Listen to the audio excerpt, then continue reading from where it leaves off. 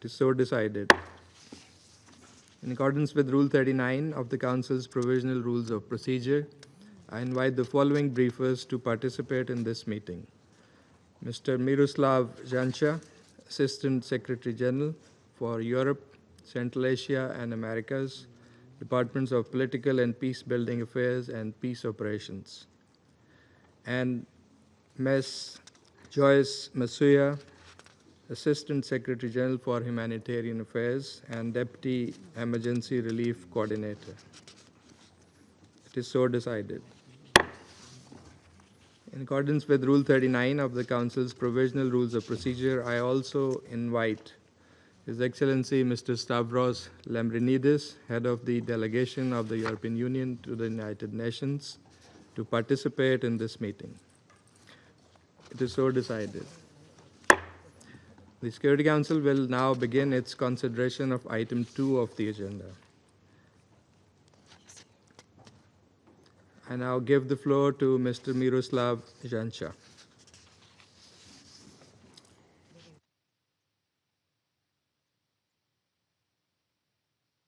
Briefed the Security Council on the situation in Ukraine last time a little more than a month ago.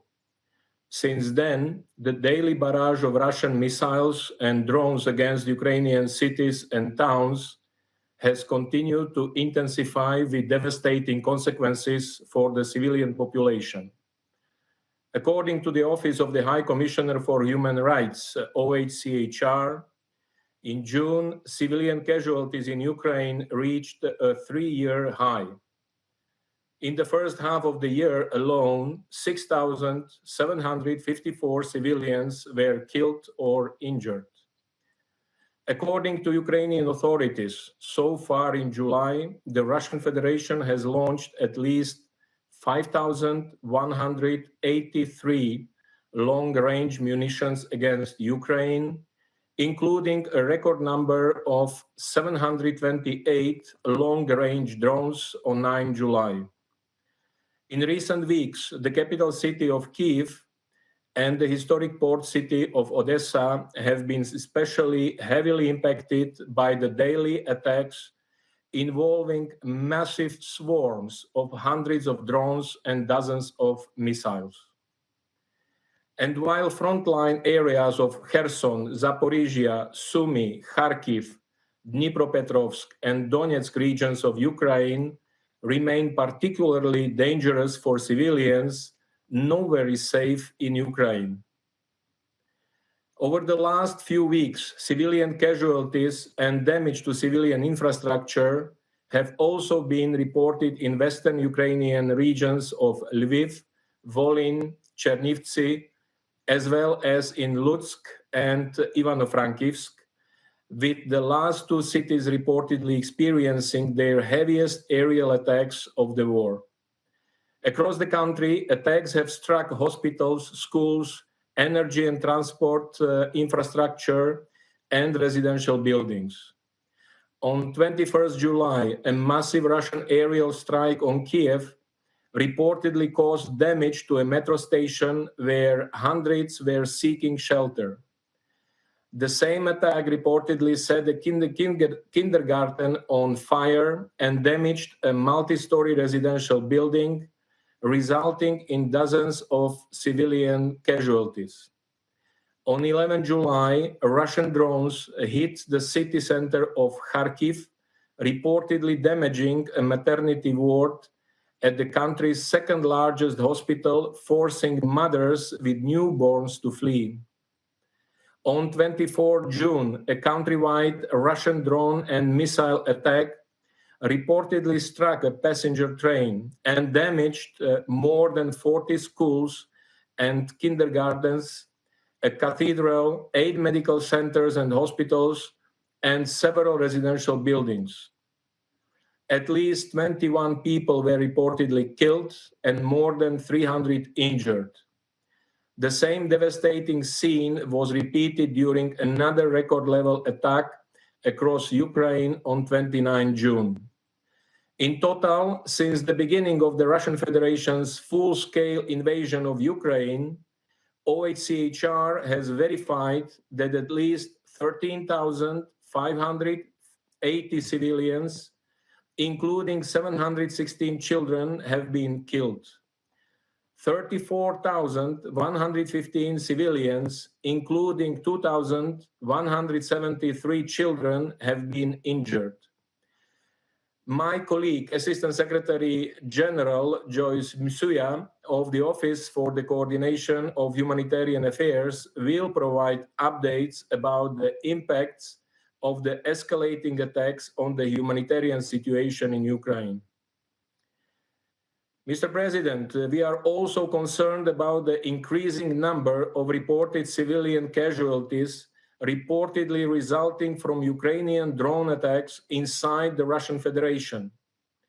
According to Russian officials, Ukrainian drone attacks in recent weeks have led to civilian casualties in the Belgorod, Kursk, Bryansk, Voronezh, Kaluga, Lipetsk, and Tula regions of the Russian Federation.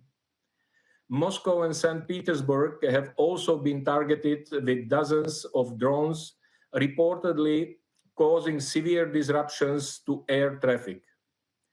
Following one such recent series of attacks between 5 and 7 July, over 2,000 flights were reportedly disrupted in multiple Russian airports, including in Moscow, St. Petersburg, and Nizhny Novgorod.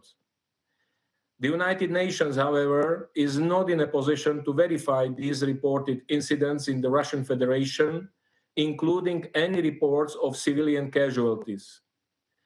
International law clearly prohibits attacks against civilians and civilian infrastructure. We strongly condemn all such attacks, wherever they occur. They must end immediately. Mr. President, the intensified aerial attacks and fighting on the ground continue to pose a significant threat to the safety and security of Ukraine's nuclear sites. On 11 July, a drone attack reportedly hit the city hall in Enerhodar, where most of the staff of Ukraine's Zaporizhia nuclear power plant, ZNPP, live, located only about 5 kilometers from the plant. According to the International Atomic Energy Agency, IAEA, the reported drone attack followed reports of an overnight shooting incident near the ZNPP on 12 July. On 4 July, IAEA raised concerns over the reported loss by ZNPP of all its off-site power for several hours. Meanwhile, Ukraine's operating nuclear power plants, Khmelnytsky, Rivne, and South Ukraine, also regularly report of drones being detected near the sites. These latest incidents underline the fragility of nuclear safety and security during the war and the need to ensure sustained attention to this issue. We continue to urge the sides to act responsibly. Any nuclear incident must be avoided at all costs. Mr. President, already at the end of last year, the total cost of reconstruction and recovery in Ukraine was assessed at $524 billion over the next decade. The most recent escalation of attacks is quickly adding to this toll. In this regard, this year's Ukraine Recovery Conference that took place in Rome earlier this month represented a significant milestone in the international community's commitment to supporting Ukraine's long-term reconstruction. The event culminated in over $11 billion in pledged funding.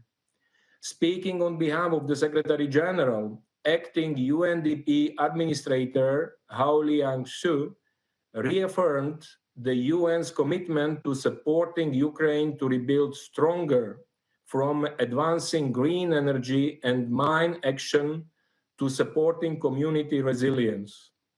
It is crucial that the international solidarity with Ukraine is sustained as the country embarks on its long journey for recovery. Mr. President, on Wednesday, Ukrainian and Russian delegations met in Istanbul for the third time this year. We welcome the continuation of these direct contacts between the sides and urge Ukraine and the Russian Federation to make further progress towards a ceasefire and a lasting settlement. We are grateful for the meaningful efforts of Turkey, the United States, and other relevant actors to help sustain the necessary diplomatic momentum. We commend in particular the reported progress made in the humanitarian track of these talks, including with regards to exchanges of prisoners and of war and civilian detainees. Since last May, following the first two rounds of negotiations in Istanbul, the Russian Federation and Ukraine have already reportedly exchanged hundreds of prisoners of war, including those badly injured, as well as more than 7,000 mortal remains. Each such exchange and repatriation alleviates the pain of the affected families and serves as a reminder that diplomacy can work. We therefore call on the sides to continue such exchanges.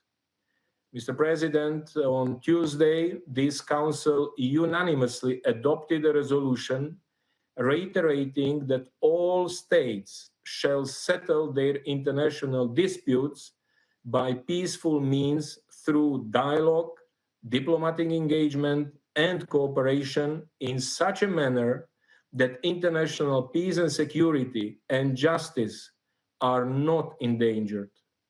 The resolution also underscored the importance of the full, equal, and meaningful participation of women and meaningful participation of youth in dispute resolution efforts. As the Secretary General stated during that meeting, diplomacy may not have always succeeded in preventing conflicts, violence, and instability, but it still holds the power to stop them.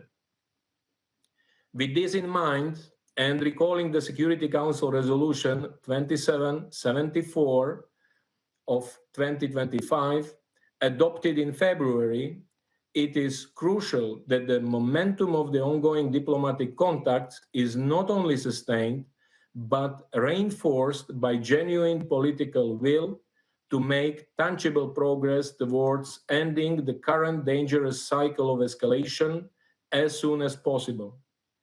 The heartbreaking and rising human toll of the past nearly 3.5 years of war underscores the urgency of a complete, immediate, and unconditional ceasefire as the first step towards a just and lasting peace. A peace that is in line with the UN Charter, international law, and relevant UN resolutions, and that respects the independence, sovereignty, and territorial integrity of Ukraine within its internationally recognized borders.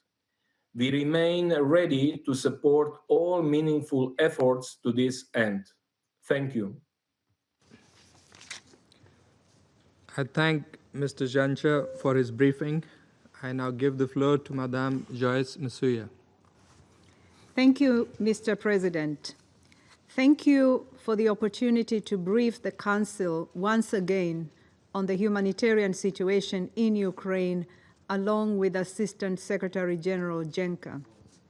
Since our last update to this Council on 20 June, the humanitarian situation in Ukraine has continued to deteriorate sharply. Over the past week, renewed waves of missile and drone strikes have devastated lives and infrastructure across multiple regions, as already outlined by Assistant Secretary General Jenca. According to the UN Human Rights Monitoring Mission in Ukraine, the scale and speed of civilian harm remain alarmingly high. in the first half of 2025, nearly 50% more civilian casualties were recorded compared to the same period last year. Over the past day, authorities report strikes on urban centers, including Cherkasy, Kharkiv, and Odessa, killed 5 civilians and injured 93, among them 11 children, as hostilities intensify nationwide. Last weekend, attacks struck populated areas in Dnipro, Kharkiv, and Sumy, reportedly killing dozens of people and injuring more than 70, including children. In Kharkiv, a rehabilitation center for people with disabilities was hit.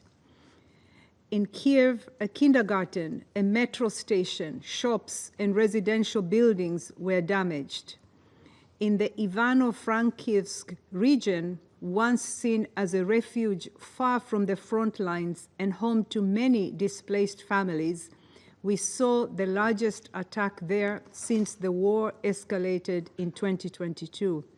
There is no safe place left in Ukraine. These are the latest in a series of attacks that have brought even more fear and suffering to communities, both near the front lines and far from them. The use of explosive weapons in populated areas, including long-range missiles and drones, remains a key driver of civilian harm. Mr. President, civilians in Ukraine continue to bear the heaviest burden, struggling to access food, water, power, and healthcare. Nearly 13 million people need assistance, but limited funding means we can reach only a fraction of them. For many displaced women and girls, safety remains out of reach. Risks of violence at home, in shelters, and during evacuations continue. Yet, the local women-led groups best placed to help are scaling back due to funding shortfalls, leaving countless women without the protection they so urgently need. Displacement from frontline areas continue to rise. Since April, more than 26,000 people fleeing hostilities have registered at transit centers. In response, our partners are working with authorities to open new sites in the Sumy and Dnipro regions to meet rising needs. Across Ukraine, 3.7 million people remain displaced, with nearly 6 million refugees abroad. Additionally, unverified reports in recent days and weeks indicate civilian casualties and damage to civilian infrastructure in the regions of Kursk, Bryansk, Belgorod, Voronezh, Kaluga, Lipetsk, and Tula regions in the Russian Federation. Under international humanitarian law, all parties must take all feasible precautions to avoid and minimize civilian harm. Mr. President, the continued use of anti-personnel mines puts civilian lives and livelihoods at risk every day. The Anti-Personnel Mine Ban Convention strictly prohibits their use. Under this convention, states have agreed that the harm caused by these weapons is unacceptable and that considerations of humanity must impose limits on their use. We cannot go back. This is why we note with alarm the recent decree by the Ukrainian president announcing Ukraine's withdrawal from the convention. This follows the regrettable decisions of neighboring countries to withdraw from this convention. Assertions of exceptional threats and military necessity cannot outweigh international humanitarian law, which seeks to limit human suffering precisely when a state is fighting against its enemy. The Secretary General has urged all states to adhere to humanitarian disarmament treaties and immediately halt any steps towards their withdrawal. Mr. President, despite relentless risks, our humanitarian partners in Ukraine continue their vital work, reaching more than 3.6 million people with emergency health care, shelter, clean water, and cash to families since January. But access remains precarious. In regions such as Kherson and Donetsk, intensified fighting has forced aid convoys to be delayed or suspended, putting humanitarian workers at risk and interrupting life-saving support. We remain committed to ensuring all necessary arrangements are in place to reach people in need safely and without obstruction. Our ability to reach an estimated 1.5 million civilians in areas under the control of the Russian Federation, including parts of Donetsk, Luhansk, Kherson, and Zaporizhia, remains extremely limited and increasingly difficult. It is not for lack of capacity or will, but rather persistent access impediments that prevent us from getting help to those who need it most. At the same time, we urgently need the resources to sustain and expand efforts where we have access. International humanitarian law could not be clearer. All parties must allow safe, rapid, and unimpeded access to civilians in need, no matter where they are or who controls the territory. Mr. President, despite the growing scale of needs, funding remains critically low. Just 34% of the $2.6 billion required for the 2025 Humanitarian Needs and Response Plan has been received, forcing cuts to vital programs just as needs are soaring. Cash assistance, mental health support, and services to respond to gender-based violence have been slashed due to funding shortfalls. Without an immediate influx of resources, even prioritized programs will be at risk, just as the people of Ukraine approach a fourth wartime winter. Last week, the United Nations and our humanitarian partners launched the 2025-2026 Winter Response Plan, which aims to reach 1.7 million people with heating support, winter clothing, shelter repairs, emergency energy solutions, and cash. The plan prioritizes households in frontline and collective sites where freezing temperatures could turn already dire conditions into deadly ones.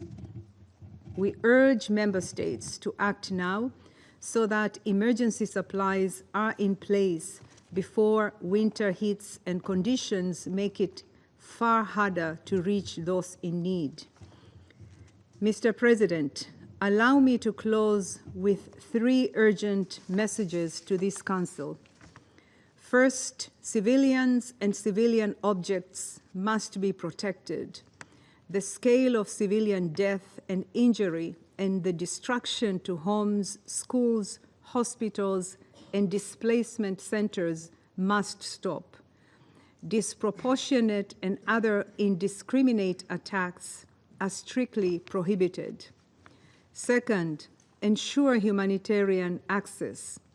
All parties must facilitate safe, rapid, and unimpeded access to civilians in need wherever they are. The Council and all member states must exert their influence to ensure civilians are protected and humanitarians can reach those in need. Third, support the response. Ukrainians cannot afford delays or donor fatigue. Every contribution counts. Mr. President, this war continues to inflict suffering on a staggering scale. The trauma is daily, the destruction is widespread, and the resilience of civilians is being pushed to its limits. but our commitment to assist them must not waver. Thank you. I thank ASG Msuya for her briefing. I now give the floor to those council members who wish to make statements. And to begin with, I give the floor to the representative of Slovenia. Thank you very much, Mr. President. I would like to thank Assistant Secretary General Msuya and Assistant Secretary General Jenca for their insight and contribution to today's discussion. And I welcome representative of Ukraine in the chamber. Mr. President, today's briefings painted a comprehensive picture of the latest developments on the ground, and the picture is grim. Civilian casualties are on the rise. Homes, schools, and hospitals continue to be destroyed. To top it all, there is no end in sight to all the death and suffering. Since the beginning of the year, Russia has been escalating its aggression. By March, Russia was launching more than 1,000 drones and missiles per week, terrorizing Ukrainians in their homes and shelters night after night. This month, the attacks have been particularly destructive. They culminated on the 9th of July, when Russia launched its largest ever aerial attack, using more than 700 drones and missiles. This vividly illustrates the accelerating pace of the escalation. This month alone, Russia has launched more than 5,000 drones and missiles. The ramped-up aerial attacks have a devastating impact on the civilian population, as we heard. As the briefers pointed out, the numbers of civilians killed or injured have been rising sharply in the first half of 2025. In fact, June was the deadliest month for Ukrainian civilians in 3 years. In addition to all this, civilians across Ukraine are each day exposed to arbitrary detentions, torture, executions, and sexual violence. These acts are an obvious violation of international humanitarian law. Slovenia condemns the aggression and the latest escalatory steps, Mr. President. Slovenia welcomes all diplomatic efforts toward a just and lasting peace in Ukraine, including the latest meeting between the two countries held last Wednesday. We welcome the agreement on the POW exchange in this regard. However, the outcomes of both previous and recent talks remain insufficient. Instead of genuine peace talks, we are witnessing a surge in drone production. Instead of respect for international law, more and more armaments are being procured, including from countries under UN sanctions. Instead of reuniting families, Ukrainian children remain displaced and deported. Instead of a ceasefire, Ukrainian cities continue to burn. Mr. President, we are in a desperate need of a change of pace.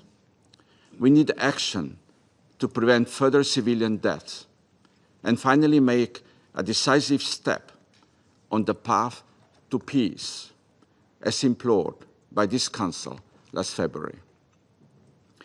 For months, we have listened to pleas of members of this Council for ceasefire. To little avail.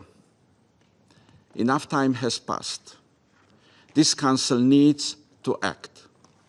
We need a ceasefire resolution. I thank you. I thank the representative of Slovenia for the statement, and now give the floor to the representative of Denmark.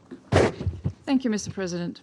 And I would also like to thank Assistant Secretary Jenca and Assistant Secretary General Msuya for their briefings. Colleagues, we are once again gathered in this chamber to address Russia's ongoing illegal war of aggression against Ukraine. A war that continues to escalate in intensity as the Russian Federation persists in its aggression against its sovereign neighbor with increased ferocity. Mr. President, allow me to make 3 key points. First, in recent weeks, we have witnessed the most severe attacks against civilians across Ukraine in over 3 years. a relentless and sustained Russian blitz of drones, missiles, and bombs has inflicted death, destruction, and despair. Kyiv has been subjected to intense overnight missile and drone attacks. Since then, several other regions, including Dnipro, Kharkiv, Kherson, Odessa, Sumy, and Vinnytsia, also came under heavy attack. Deliberate assaults continue to be launched against civilian targets, from residential blocks and hospitals to shopping centers and other critical infrastructure. Nowhere is safe for Ukraine's civilians. In the last week alone, at least 20 civilians have been killed and more than 100 injured, including several children. Russia's claim that its armed forces only attack military targets is nothing more than this distortion of the truth. The reality on the ground tells a different story, as we also just heard from Assistant Secretary General Msuya. This is in clear violation of international humanitarian law and constitutes a callous disregard for civilians. Second, Mr. President, Russia's disregard for international law is having an outside impact on children who suffer some of the gravest consequences. For 3 consecutive years, the Russian armed forces have been listed in the annex of the Secretary General's annual report on children in armed conflict for committing grave violations against Ukrainian children. From the latest report, we have learned that Russia's actions in the past year have reached new levels of brutality.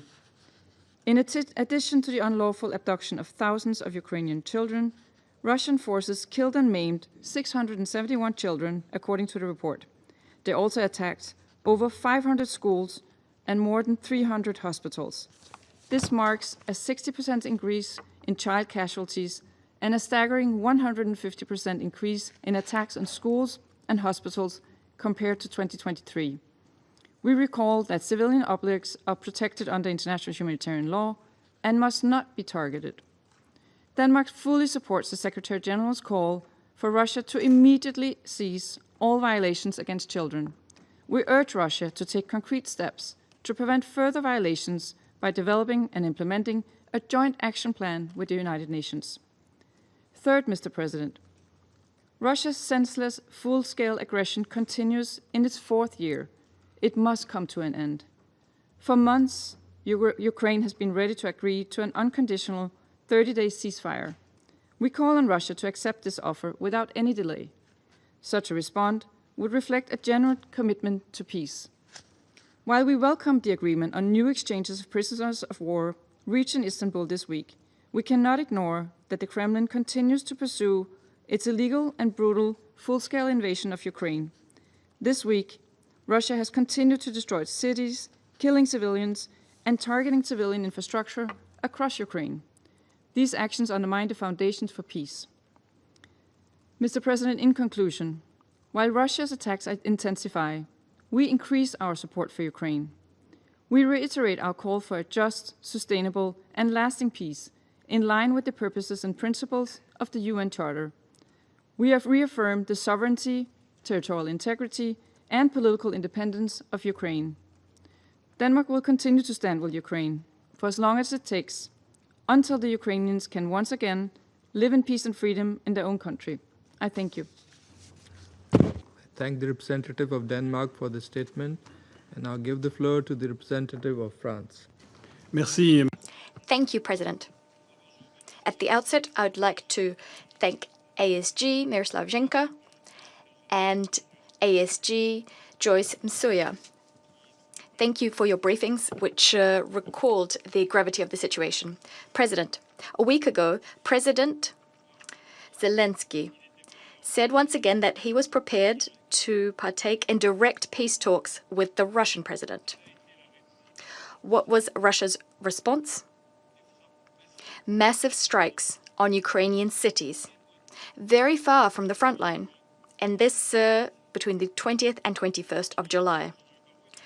Our Minister of Foreign Affairs, Jean-Noël Barrot, arrived in Kiev just a few hours later to reiterate our determination to increase pressure on Russia and to give Ukraine the means to defend itself. This is what we're doing together with the European Union. By systematically attacking civilian targets and essential infrastructure, essential for daily life. Russia is trying to sow fear and discord in Ukraine. Unable to break through the front line for over 3 years now, Russia is trying to break the rearguard. Russia must understand that this strategy of massive and systematic violation of international humanitarian law and the Geneva Conventions is not only illegal, what's more is it's useless. Russia will not manage to erode the morale of the Ukrainian people, and France would like to commend Ukraine's resilience and courage. France is also systematically targeting energy infrastructure. It is compromising without hesitation nuclear safety and security. In Chernobyl, our minister saw considerable damage that was done in February by a Russian Shahed drone, a drone which perforated the confinement sarcophagus, which prevents radioactive emissions. President, in Istanbul 2 days ago, Ukraine reiterated its readiness to implement an immediate and unconditional ceasefire, as Ukraine has been doing for 5 months now. Russia once again refused. Russia reiterated its maximalist demands set out in the memorandum it gave to Ukraine on the 2nd of June. Russia cannot demand Ukraine's capitulation as a precondition for stopping the hostilities. President, in order to live up to its responsibilities, this Council cannot simply deplore civilian suffering and call for peace talks. The Council must, first, call a spade and recall the fundamentals of the conflict. Faced with Ukrainians' aspirations to liberty and democracy, it is Russia which on 2 occasions invaded Ukraine in 2014 and 2022, and this in flagrant violation of the Charter. Second, the Council must condemn violations of international humanitarian law and human rights law, violations committed by Russia. We must call on it to put an end to this. Indiscriminate attacks against civilians constitute war crimes. Third, the Council must address its appeals to Russia, its appeals for an end to the fighting. It is Russia which can immediately put an end to this war of aggression and accept a ceasefire. Fourth, we must tirelessly recall that peace, in order to be lasting, must respect international law. Negotiations will only be effective if Russia accepts these negotiations in good faith and if it agrees to respect the independence, the sovereignty, and the territorial integrity of Ukraine. Ukraine's future security must be upheld. In the immediate future, there's a pressing need to call for a complete, immediate, and unconditional ceasefire. This is what Security Council Resolution 2774, which Russia voted in favor, calls for. It demands an end to the conflict as soon as possible. Let's respect it. I thank you. Representative of France for the statement, and now give the floor to the representative of Greece. Thank you, Mr. President, and I thank Pakistan for convening this meeting. I would also like to thank Assistant Secretary General Jenca and Assistant Secretary General Msuya for their briefings. Mr. President, since the beginning of this war 3.5 years ago, the collective voice of the international community has repeatedly condemned Russia's violation of Ukraine's sovereignty, independence, and territorial integrity, and has been calling on Russia to fully respect international law, the UN Charter, and relevant General Assembly resolutions. These calls were strengthened with renewed conviction since the launching of the US-led peace initiative. Sadly, as we have just heard from our briefers, the war is not ending. On the contrary, for yet another month, Russian forces have been attacking the cities of Ukraine, causing death and destruction. June has been the single deadliest month for Ukrainian civilians since at least May 2022, with the number of missiles and loitering munitions launched by Russia into Ukraine increasing tenfold from June 2024. Once more, the vulnerable, children, women, and the elderly are disproportionately affected, with 100 casualties among children alone. This trend has continued in July. These attacks have inter alia targeted energy infrastructure and disrupted power supply to the Zaporizhia nuclear power plant for the first time since December 2023, further endangering nuclear safety. We note with extreme concern that according to the WHO, nearly 40% of all attacks against healthcare facilities worldwide this year took place in Ukraine, causing casualties among medical personnel and patients.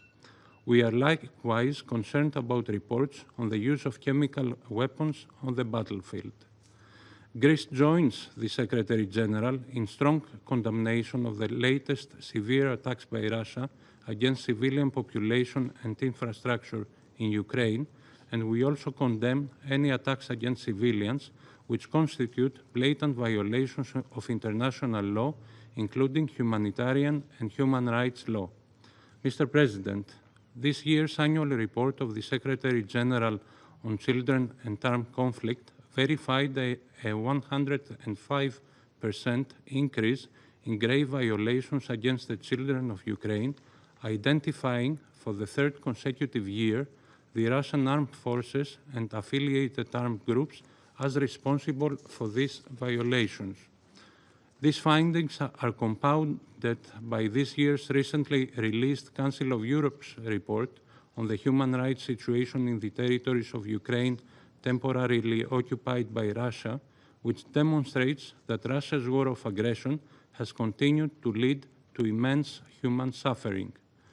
Mr. President, ensuring accountability is both a prerequisite for peace and a deterrent for further war. On that front, Greece welcomes the July 9th ruling of the European Court of Human Rights, in which the court held Russia unanimously accountable for flagrant and widespread abuses of at least 10 fundamental human rights in eastern Ukraine between 2014 and at least 2022. Greece also welcomes the signing of the agreement between the Council of Europe and Ukraine for the establishment of a special tribunal for the crime of aggression against Ukraine.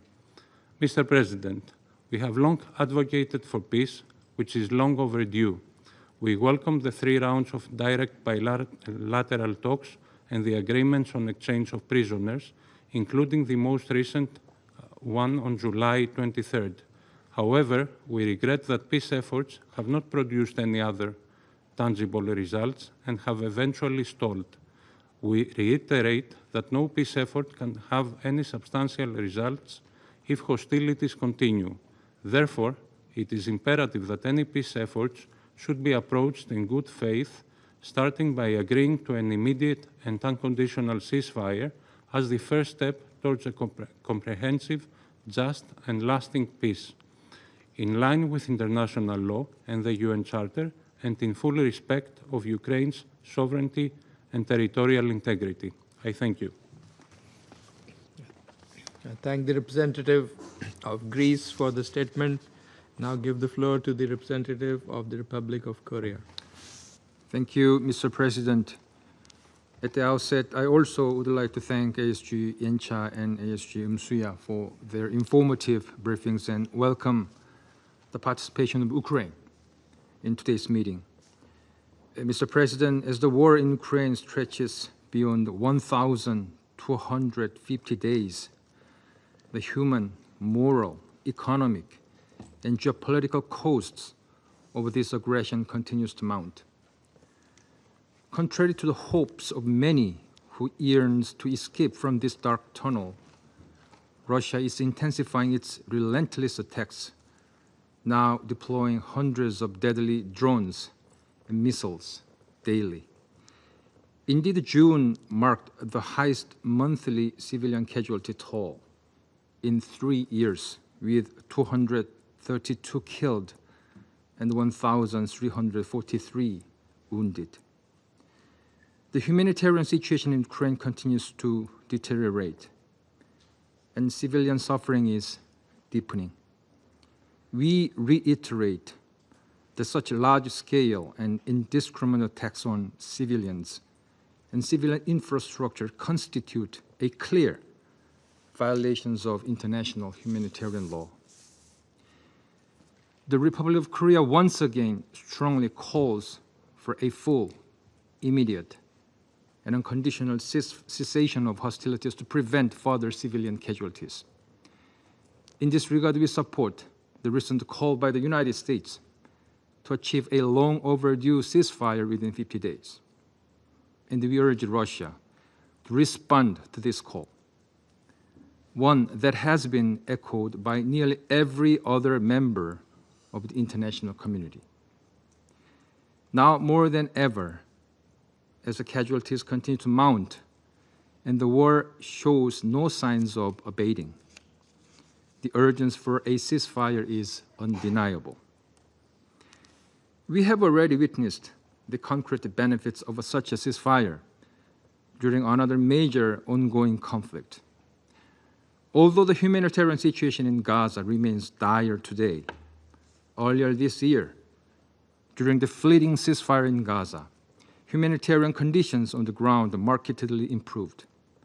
Hundreds of aid trucks were able to enter Gaza, delivering much-needed food, medicine, and other humanitarian supplies to suffering Palestinians. This clearly demonstrates that an immediate halt to hostilities is not merely symbolic. It is a vital step toward alleviating civilian suffering and creating the necessary space for diplomacy. On another front, we also take note of the third round of talks recently held between Ukraine and Russia in Istanbul to seek an end to the conflict and bring about sustainable peace. We do not expect a miraculous breakthrough from just a few meetings. However, we do hope for the restoration of normalcy for the innocent civilians who have endured more than 3 years of immense hardship. They need a respite from the terrible nightly drone swarms, now numbering in the hundreds each day. We believe the realistic path to ending this war and achieving lasting peace begins with a prompt ceasefire agreement, followed by a sustained negotiations supported by confidence-building measures such as prisoner exchanges and the return of fallen soldiers. These efforts must not be used to buy time for destructive or territorial ambitions, but instead must reflect the genuine political will to end this war. Mr. President, a major obstacle to achieving these goals lies in the ongoing military cooperation between Russia and the DPRK. Despite repeated condemnations from the international community, this illicit collaboration has been prolonging the war in Ukraine by enabling the large-scale transfer of ammunition, artillery, and missiles from the DPRK to Russia, as well as the deployment of North Korean troops in a flagrant violation of the UN Charter and relevant Security Council resolutions. Moreover, such cooperation poses grave risks to the security of the Republic of Korea and to regional stability. Potential military assistance and technological transfer from Russia to DPRK represent a serious and growing threat to the safety of the Korean people and to broader peace in Northeast Asia. We reiterate that all forms of cooperation between Moscow and Pyongyang must fully comply with relevant Security Council resolution and international law. In closing, Mr. President, the international community can no longer afford to stand idly by while this senseless war continues. This is why we must come together, raising a united voice to demand an immediate ceasefire and pursue a just and lasting peace. We sincerely hope that those who initiate this war will heed the principled call of the international community. I thank you, Mr. President. thanking the representative of Republic of Korea for the statement. I now give the floor to the representative of the United Kingdom. Thank you, President. And I'd like to thank ASG Jenca and ASG Msuya for your informative briefings today. Colleagues, the world has rallied around President Trump's call for an immediate and unconditional ceasefire. Ukraine has agreed, and we echo that call again today. Yet week after week, night after night, we see the number of Russian assaults grow. June was the deadliest month yet, and July is on track to be even deadlier. This makes a mockery of the diplomacy that Russia claims to support. And the consequences are even more devastating for the people of Ukraine.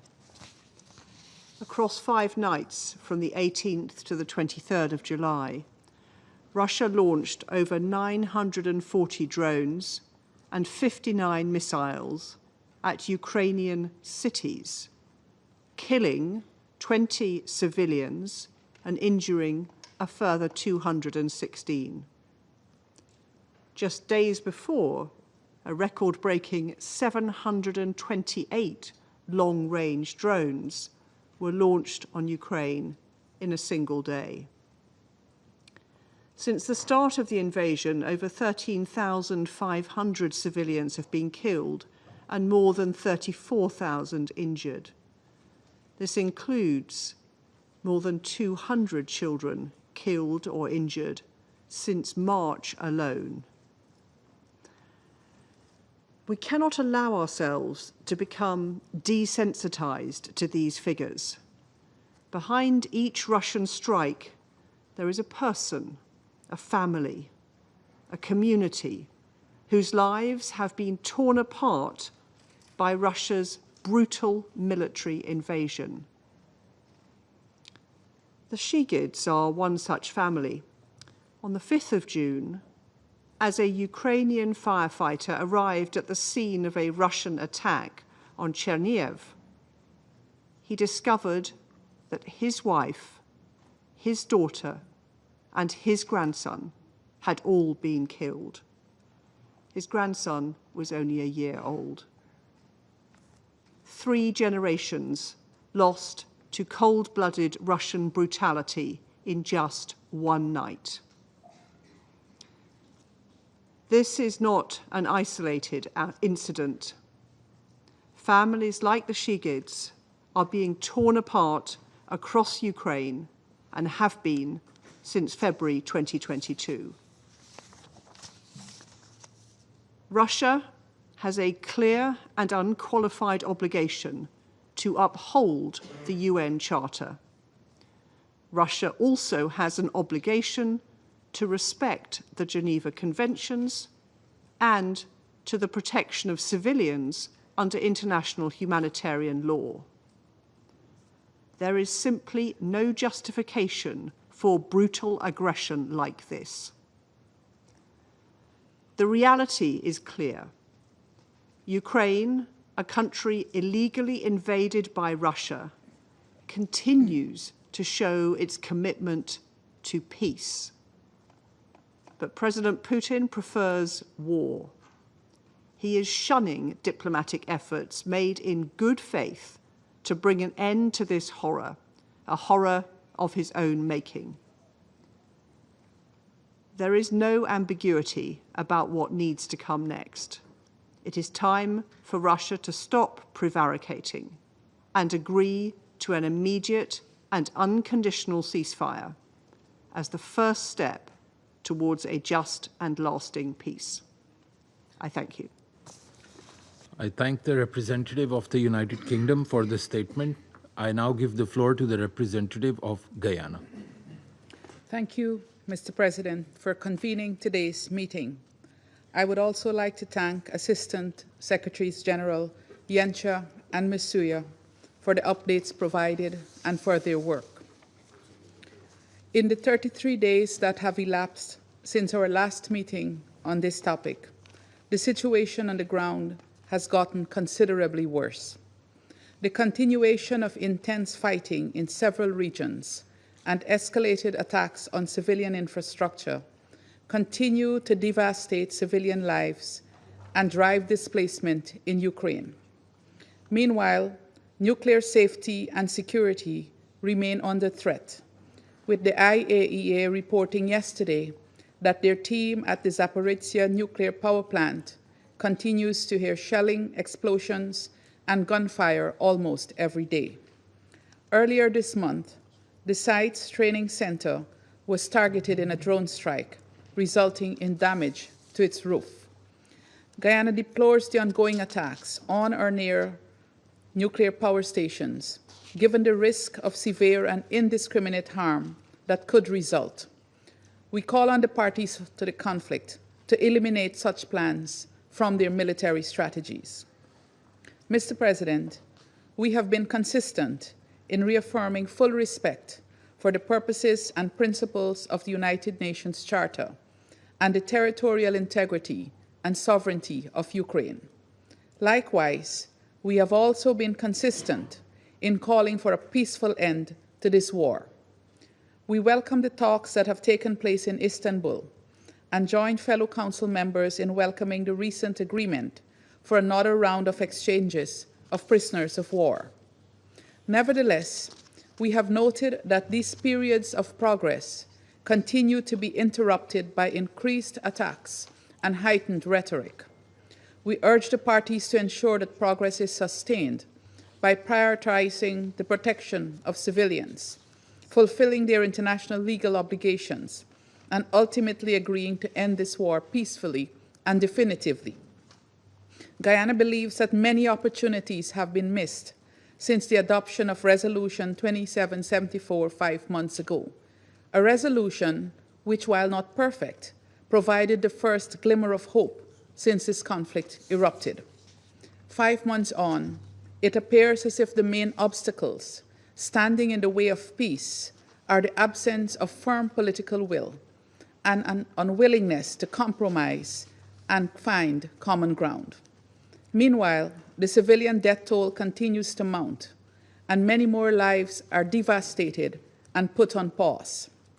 We call on the parties to engage in good faith and to bring an end to the suffering of the millions of men, women, and children. This includes those displaced from their homes and mourning the loss of loved ones in both Ukraine and Russia. Guyana further reiterates its call for the Russian Federation to immediately withdraw its military forces from the internationally recognized territory of Ukraine and to comply with its obligation under international humanitarian law to facilitate unhindered humanitarian access to those in need in the temporarily occupied territories. Mr. President, colleagues, it may be tempting, I'm sure, to imagine that one party will emerge victorious from this conflict. However, with nearly 50,000 civilian casualties reported to date and an unprecedented humanitarian crisis emerging, there will be no winners in this war. While the buildings are damaged can be rebuilt, the lives lost cannot be resuscitated, nor the injuries erased. But one thing remains clear: a call for peace is always relevant, and the choice of peace is never too late. The time to answer that call and to choose peace is now. I thank you. I thank the representative of Guyana for the statement. I now give the floor to the representative of the United States. Thank you, Mr. President. And thank you, Assistant Secretary General Miroslav Jenca and Assistant Secretary General Joyce Msuya for your briefings. And I welcome the representative of Ukraine. More than 100 days have now passed since this Council adopted a resolution imploring a swift end to the war and urging a lasting peace between the Russian Federation and Ukraine. Since then, there have been some positive developments. UN Security Council Resolution 2774 paved the way for technical talks in Saudi Arabia and bilateral talks in Istanbul, resulting in the return of thousands of prisoners of war. But the progress we've seen has fallen far short of what is needed. Ignoring this Council's call for lasting peace in Resolution 2774, Russia has continued to kill Ukrainian civilians. Russian drones and missiles have struck schools, playgrounds, apartment buildings, and nursing homes. Russia has deployed thousands of DPRK troops to its front lines and sent tens of thousands of Russian soldiers to die on the battlefield just to gain a small amount of ground. Mr. President, colleagues, the war, killing, and destruction must end. As President Trump has repeatedly stated, there is no military solution to this conflict. On July 14th, the President of the United States put Russian President Putin on notice to agree to a peace deal within 50 days. If Russia does not agree within that time frame to stop the attacks, the United States is prepared to take further measures. Additionally, we again urge all countries, including China, to stop exports to Russia of dual-use goods that contribute to Russia's war industrial base and enable its drone and missile attacks against Ukraine. Beijing's claim to have implemented strong export controls on dual-use goods falls apart in the face of daily recovery of Chinese-produced components in the drones, weapons, and vehicles that Russia uses against Ukraine. Mr. President, now is the time for all UN member states to do our part to bring this war to an end. I thank you. I thank the representative of the United States for the statement. I now give the floor to the representative of Somalia. Mr. President, I wish to express my appreciation to ASG Jenca and Msuya for their briefing. My delegation remains gravely concerned by the continued deterioration of the humanitarian and security situation in Ukraine. The latest developments only reinforce the urgency and the complexity of the crisis before us. In that regard, I would like to make the following points. First, we are deeply troubled by the ongoing escalation of attacks impacting civilians and essential civilian infrastructure. The protection of civilians and critical infrastructure are obligations enshrined under international law. We reiterate that all parties to the conflict must respect and uphold these principles without exception. Second, we remain convinced that there can be no military solution to this conflict. Dialogue and diplomacy are the sole means to bring an end to this long-standing conflict and achieve sustainable peace. Continued hostilities serve only to prolong suffering and further diminish prospect for a sustainable peace. Diplomatic channels must remain open. In that context, we welcome the ongoing discussions in Istanbul between the Russian Federation and Ukraine concerning the exchange of prisoners of war. While these negotiations are not without challenges, they represent a constructive step on the humanitarian track. Progress, even incremental, on such issues can pave the way for broader engagement and contribute to building the trust necessary for peace. Third, we emphasize the important role of the international community in supporting diplomatic initiatives and fostering conditions conducive to a peaceful settlement. Any durable resolution will require compromise, confidence-building measures, and genuine commitment to dialogue. We reiterate our call upon all parties to exercise restraint, recommit to diplomatic efforts, and work towards an immediate and comprehensive ceasefire. In closing, Mr. President, our delegation reaffirms its unwavering support for all efforts aimed at addressing the underlying causes of the conflict and achieving a just and lasting peace in accordance with the United Nations Charter. The people of Ukraine and all those affected by this crisis deserve a future founded upon peace, security, and dignity. I thank you. I thank the representative of Somalia for the statement. I now give the floor to the representative of Panama. Gracias, señor presidente. Thank you, President.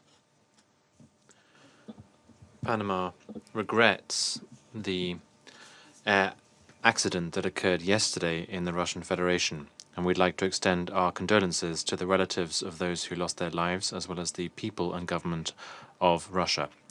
President, we welcome the convening of this briefing and the timely participation of Mr. Jenca, ASG, and Ms. Msuya, ASG. They have provided us with detailed information about the humanitarian situation and security situation in Ukraine. Panama continues to be deeply concerned by the prolonged war in Ukraine. It is alarming that this conflict, with its devastating humanitarian consequences, has become a regular item on our agenda. We should not allow violence to lose its ability to move us, nor for the normalization of suffering to be imposed upon our collective responsibility. Like in any conflict, those who are most affected, those who bear the brunt, are those who have the least responsibility, that is to say, civilians who only wish to live in peace. This reality should compel us to ask ourselves, have we really learned from the tragedies that characterize the 20th century?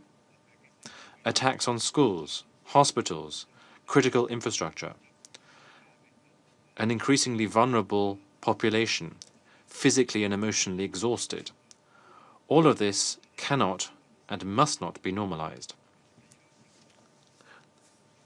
The detailed reports that Mr. Jenca and Ms. Msuya have provided us today clearly show with eloquent figures the lamentable effects of the attacks and the collective and individual tolls of the attacks on civilians, as well as human displacement and the deterioration of the humanitarian situation. And this is in addition to the increasing cost of the reconstruction of Ukraine. All of these are sad consequences of the conflict, which, rather than winding down, continues without any prospect of a solution.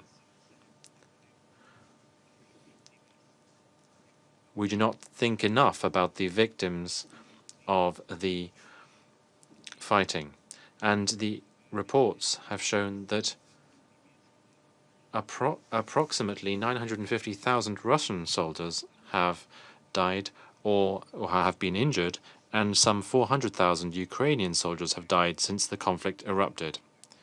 Every day that passes without our acting deepens the collective trauma and erodes the minimal bases of the social contract. We cannot allow fear and despair to prevail over security and dignity. We urgently need to redouble diplomatic and humanitarian efforts to protect those who are not able to protect themselves, in line with our obligations pursuant to the Geneva Conventions.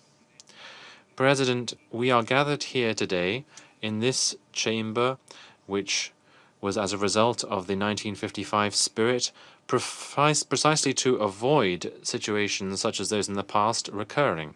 However, the figures that we've heard this morning, and that we continue to hear every month, defy this founding commitment. We are particularly concerned about nuclear security. At the beginning of this month, an attack completely disconnected the Zaporizhzhia nuclear plant. On the 13th of July, the IAEA team reported shots from light weapons being fired close to the power station, and in addition to this, incidents with drones in the surroundings. As DG Grossi has clearly said, the situation around the power plant is increasingly delicate and sensitive, and any incident could have catastrophic consequences. Panama echoes the words of SG Guterres, which he stated on the 5th of June, in which he condemned the wide-scale attacks with missiles and drones.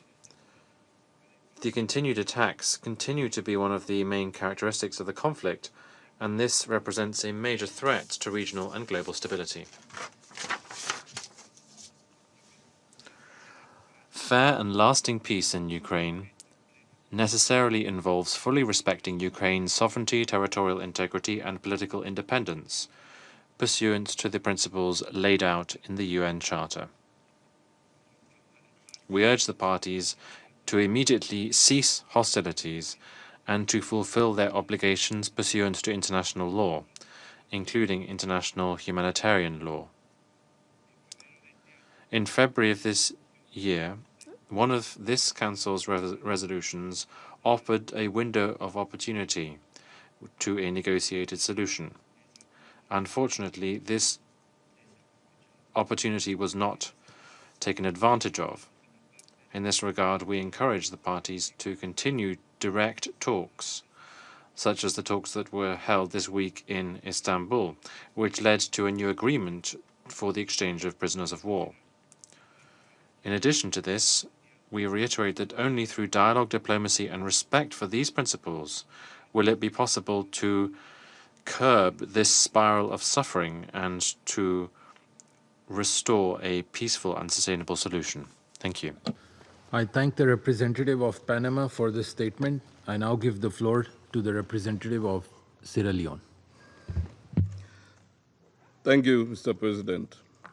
I thank you for convening this important meeting at the request of Slovenia, Denmark, France, Greece, the Republic of Korea, and the United Kingdom.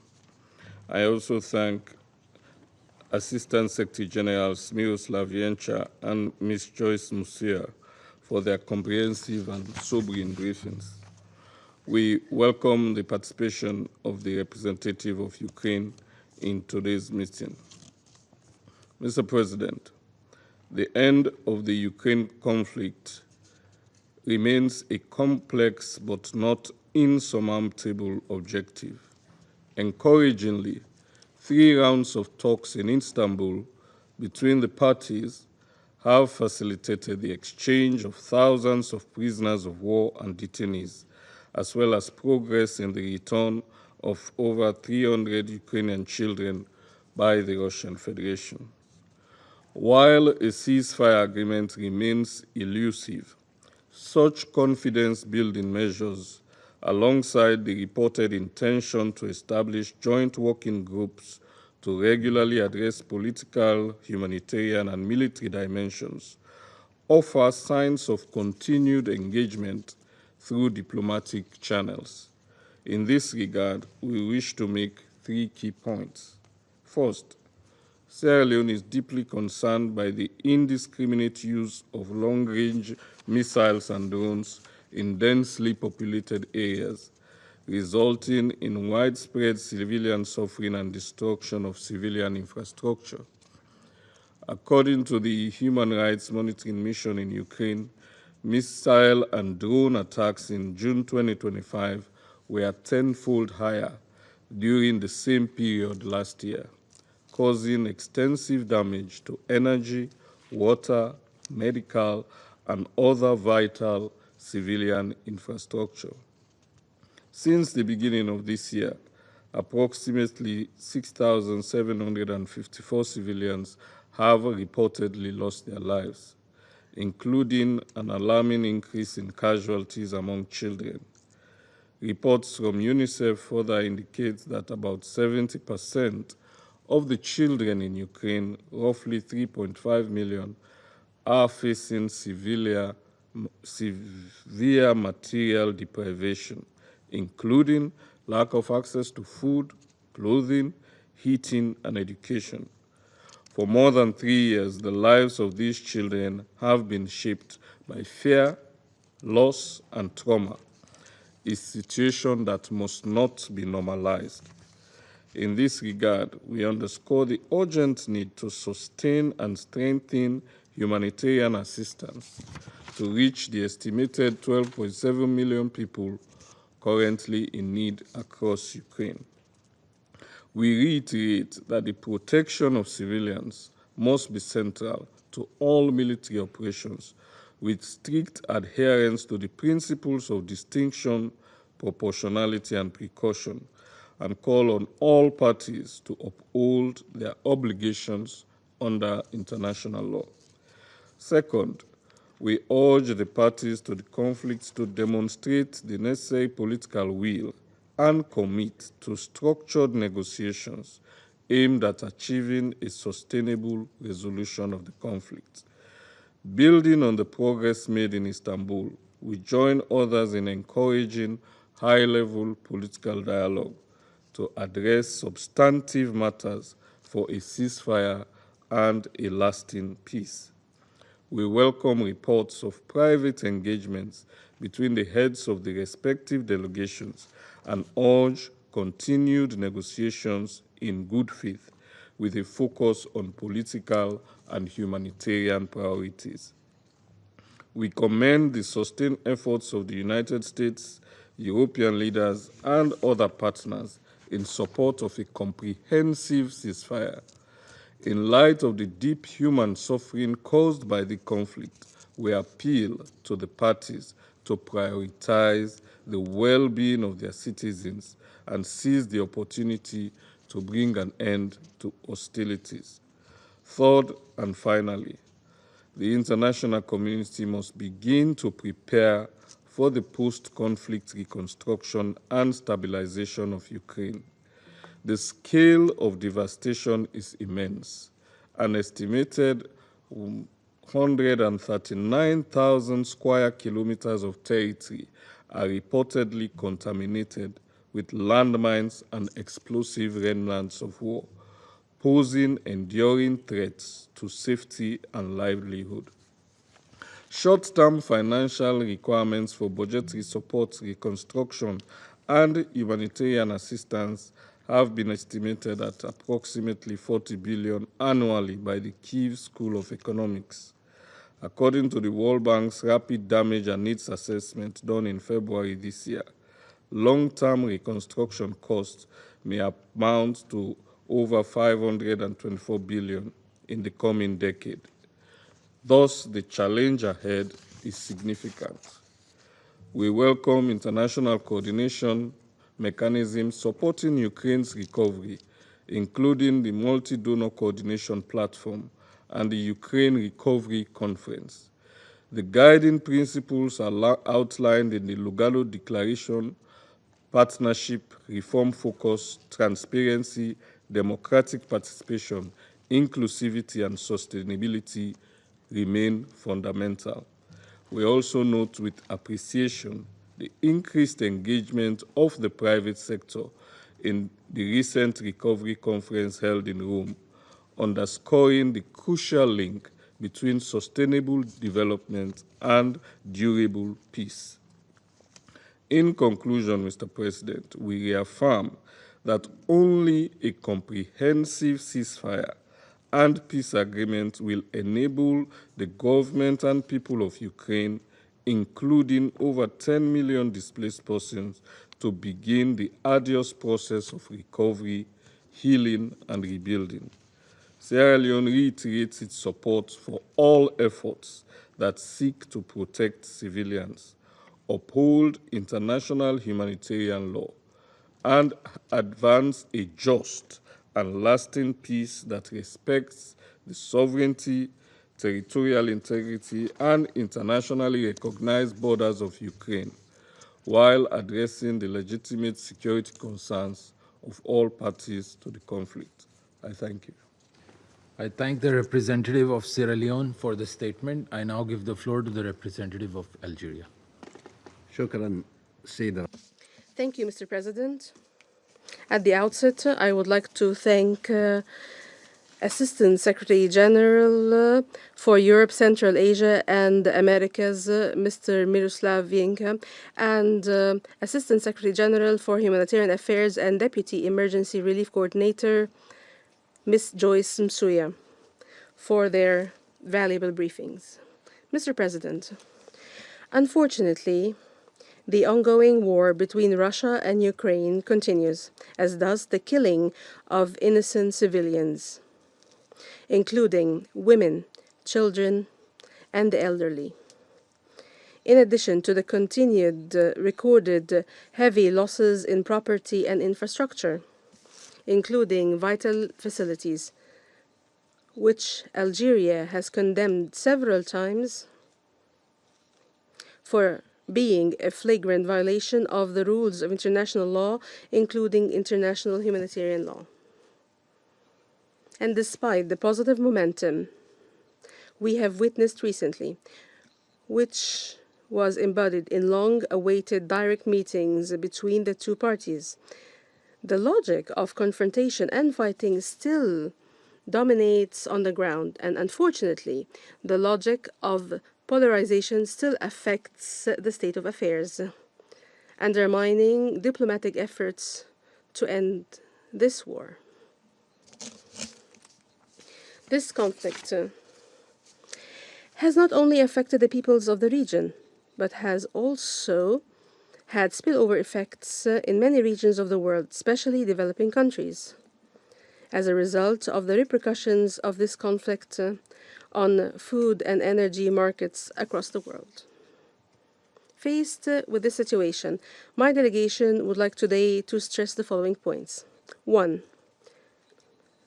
Algeria reiterates its call on the two parties to show restraint and wisdom and to make the lives and safety of civilians their priority and to fully abide by the rules of international law, including international humanitarian law, which expressly prohibit the targeting of civilians and civilian infrastructure. 2. Algeria stresses its firm conviction that the solution will not come by the force of arms or by imposing hegemony, but by favoring the language of constructive and inclusive dialogue and negotiations, and the ability of both parties to overcome differences and to find a peaceful solution that will put a definitive end to hostilities and end the war. In this regard, Algeria calls on the parties to focus effort on the ongoing negotiating process and to be inspired by the positive results achieved so far through the exchange of prisoners to reach a just and lasting peaceful solution based on the principles and purposes of the Charter of the United Nations and is responsive to the legitimate security concerns of the parties. 3. Algeria renews its call on the international community to redouble its diplomatic efforts to create an atmosphere conducive to negotiations that brings views closer together, away from polarization and narrow geopolitical calculations. Finally, Algeria renews its firm commitment to support any international efforts aimed at finding a peaceful political solution that satisfies both parties and putting an end to this war and returning the entire region back to safety. I thank you. I thank the representative of Algeria for the statement. I now give the floor to the representative of China. President, I thank ASG Jenca and ASG Msuya for their briefings. We've noted that Russia and Ukraine have in recent times continued to implement the consensus reached in previous negotiations and promoted the exchange of prisoners of war and the remains of fallen soldiers. They also held the third round of direct talks a few days ago, in which a new consensus on the continuation of the exchange of prisoners of war and other humanitarian issues was reached. China welcomes these positive developments and calls on the parties concerned to maintain the momentum of the peace talks, continue to build consensus and enhance mutual trust with a view to reaching a comprehensive, lasting, and binding peace agreement. We've also noted that in recent days, Russia and Ukraine have continued to carry out large-scale drone and missile strikes against each other, resulting in heavy casualties and infrastructure damage and destruction. China is deeply concerned and saddened by this, and once again urges the parties to the conflict to show maximum restraint, comply effectively with international humanitarian law, and refrain from attacking civilians and civilian infrastructure under any circumstance. It is imperative that the two sides make joint efforts to de-escalate on the battlefield at an early date. We have further noted that Russia and Ukraine have recently issued statements toward each other about how to restore peace in Europe and achieve a political solution to the crisis.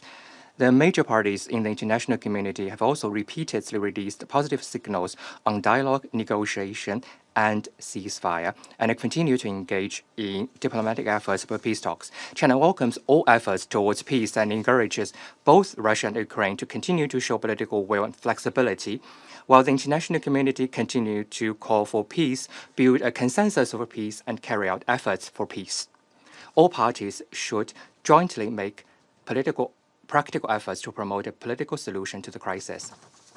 President, China has always maintained an objective and impartial stance on the Ukraine issue and has been committed to promoting peace talks and political solution. We have been actively carrying out diplomatic mediation in accordance with 4 shoulds proposed by President Xi Jinping while maintaining effective communication with both Russia and Ukraine. We have initiated the establishment of Friends of Peace Group on the Ukrainian crisis with Brazil and other countries in the Global South in order to build greater synergy for a ceasefire and the realization of peace. China will, as always, play a constructive role in the political settlement of the crisis. President, I'd like to respond to the statement by the U.S. representative. As we've pointed out many times in the Council, China did not start the Ukraine crisis, nor is it a party to it.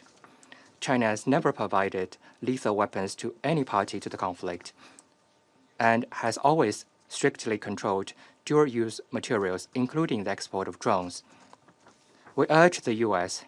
to stop shifting blames on the Ukraine issue or creating confrontation, and instead playing a more constructive role in promoting ceasefire and peace talks. What's more, President, I'd like to take this opportunity to say a few more words. This past Tuesday, when the Council held an open debate on the peaceful settlement of disputes, the U.S. representative took advantage of the meeting to attack and accuse China on the South China Sea issue this past Thursday. When the Council held an open meeting on cooperation between the UN and the Organization of Islamic Cooperation, the representative of the U.S. once again started its provocation by slandering and smearing China on Xinjiang-related issues. Today, when we are considering the issue of Ukraine, the representative of the U.S. again started to spread false information and lies about China. Within a single week, the U.S. has made groundless accusations at China in the Security Council multiple times. They only prove that what the U.S. cares about is not maintaining international peace and security or promoting the political settlement of war or conflicts, but rather using this council to suppress and attack other countries and engage in political manipulation to serve its own agenda. As a permanent member of the council, the U.S. should be ashamed and disgraced by its own words and deeds. We urge the U.S.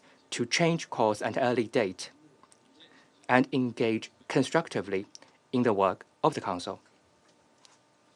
Thank you, President.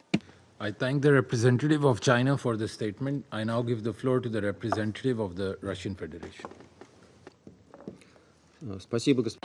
Thank you, President. To be frank, when we heard about this meeting on Ukraine being requested by our Western colleagues, there was a fleeting thought in our minds. We thought that the reason for this was the fact that at the start of July, we received a poignant letter from a group of Ukrainian political prisoners addressed to the Security Council President. Let me remind you that it was signed by well-known politicians, human rights defenders, civil servants, and MPs who are today prisoners of the Zelensky regime. For instance, Elena Berezhnaya, Vyacheslav Boguslayev, Vitaly Godina, Artem Dmitruk, Alexander Dubinsky, Oleg Kulinich, Miroslav Oleshko, Alexander Oleynikov, Yuri Rabucha. You all had an opportunity to read that letter and to see for yourself that the number of political prisoners in Ukraine runs into the thousands. Constitutional norms and laws are not being implemented. People are being put behind bars for, and here I quote, calling for peace and the holding of elections, for opposing the war between Slav peoples, for their political and religious convictions, for criticizing the forced mobilization, and for their active civil stance, end of quote. Ukrainian political prisoners are calling on the Security Council to achieve a repeal, and here I quote again, of all illegal sanctions imposed since the start of the war on Ukrainian citizens. For instance, unconstitutional and repressive means of political persecution, end of quote. So it's not just a letter, it's a cri de coeur. Now, back then, we didn't draw the Council's attention to this document to avoid giving our foes a pretext to try and portray all of this as Russian propaganda, as they always do in such cases.